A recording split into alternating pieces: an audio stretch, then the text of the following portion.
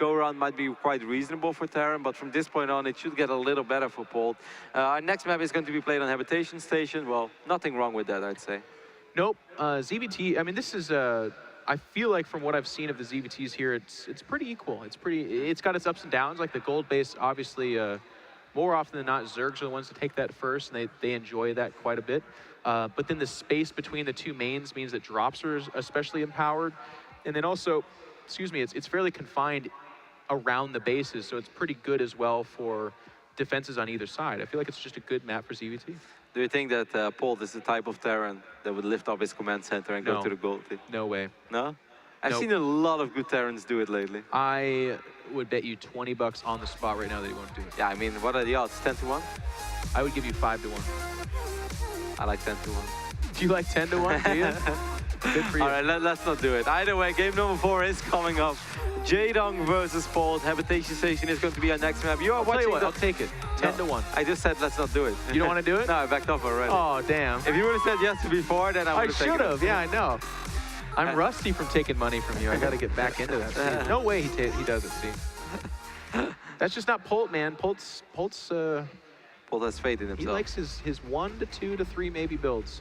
Let's introduce these guys, though. Top left-hand side, running it back in game number 3. It is CM Storm Polt.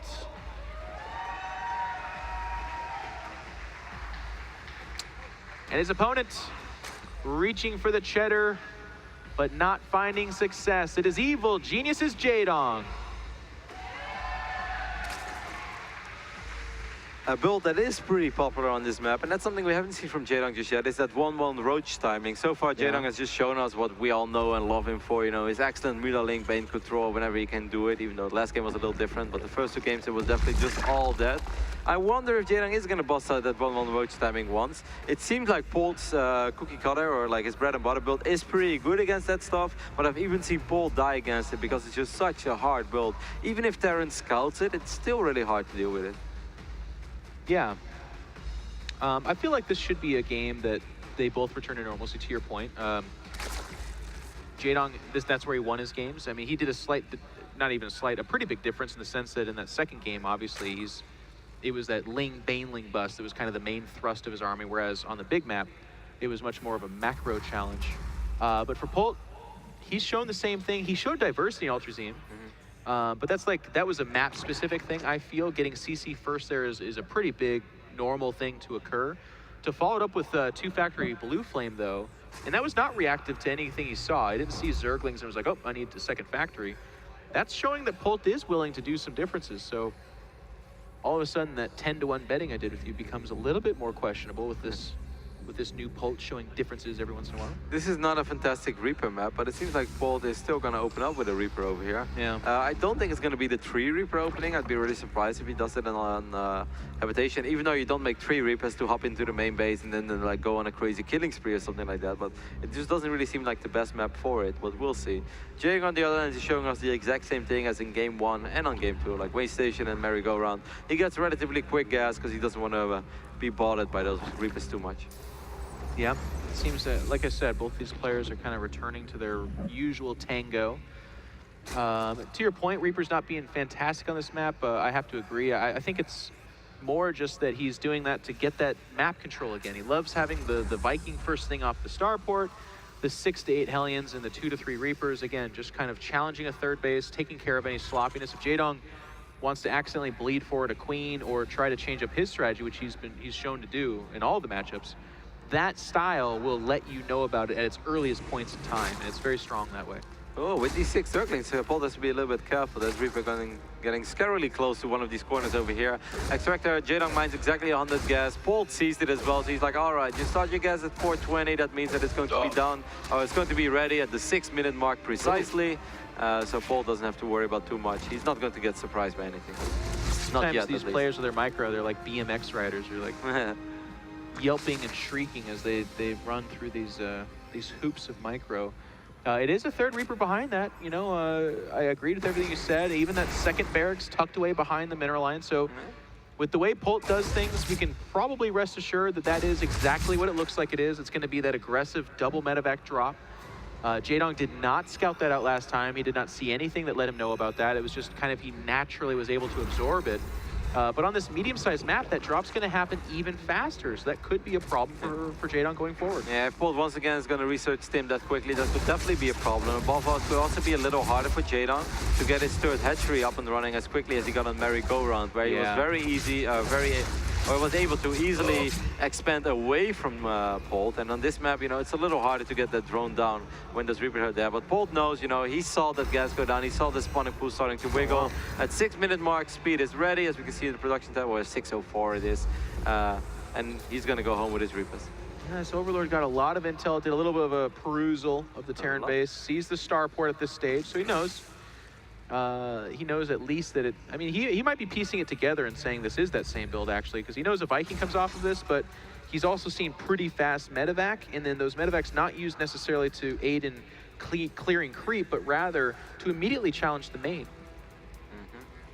We'll see. I'm curious to see how it's going to go. I still Two more queens. That drop was good by Polt on merry-go-round, but I felt it could have even been better than it really was. Like, in the end, he took an extractor and some links, roaches, but it could have been a lot of drones. It could have perhaps even been the layer, and that would, of course, been devastating. Yeah. Well, we'll see where he goes with it. Jaedong pulling back those units. He wants them to be as much on creep as is possible. He had only the 2 queens, now 3 there, because the third one was pretty wounded from the reapering earlier. And it's double Evo chamber, lots of links coming out, no lair just yet. So he's kind of, again, looking to delay the lair, I suppose, to be a little bit more heavy on the queen/ling side. He's got 5 queens out here, by the way. Yeah, there's plenty of queens. First, medevacts are in production for Polt as well. No add-on on the building just yet. It's going to be important for Polt, of course, to keep these units alive, gives him map control. It's also going to make it a little harder for Jaedong to spread creep properly, which we all know is so important. Viking is, of course, on his usual mission. Good old Tom Cruise, always shooting down some Overlord. How much do you like Top Gun? He has a license for that, too. Everyone likes Top Gun. How do you not? Mr. Bitter doesn't like Top Gun. That idiot. Does he actually not like Top Gun? No. He said he can't stand Tom Cruise. Wow. What a guy, right? What a guy. Edge of Tomorrow, man. This movie coming out looks really good with Tom Cruise. Definitely does. 8 Hellions are on the map soon for Polt, so he's definitely not going to worry too much about these 24 Zerglings that Jaedong currently has. Jaedong is going to have to very low in health. He's going to try to link counter here, but that's pretty iffy. Yeah, Depot just gets raised. I don't know if I like that move at all. In fact, I just flat out don't. The queens do back away. These links, ooh, they have to be so careful. The Viking knows, where are these links going? They're going to be trapped. They don't have much time left. The Hellions do come back. I guess the nice thing is that the Zerglings did drag those Hellions away, because these queens, again, they're very low in health. I feel like with a little bit more pressure, Polt really could do some damage there, but he's just worried about what these links could be doing outside. He's definitely worried. Jaedong is going to set up a surround over here. Oh, wow. It's actually a very good surround over here for he gets Jaedong. Oh my god, this is painful. He gets absolutely everything, and that was very bad. Obviously, Hellions and Reapers don't contribute a whole lot to the mid game, but there was still more life to be had there for them. They want to fight back that creep like you talked about. They want to challenge the third for counterattack options, but with them clear of the board, Jaedong is able to move around and know that he's the top dog once again. And of course, you know, when those first banelings arrive, Jaedong won't have too many of them, so you want to let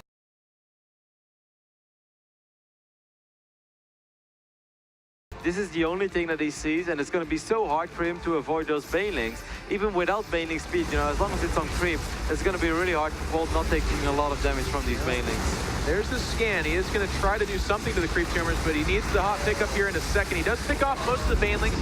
Very good job by Polt. He picks off the banelings, kills a couple of creep tumors, and then gets back off the creep. Jaedong needs to be careful. He's got a couple of queens out here, again, ripe for the plucking.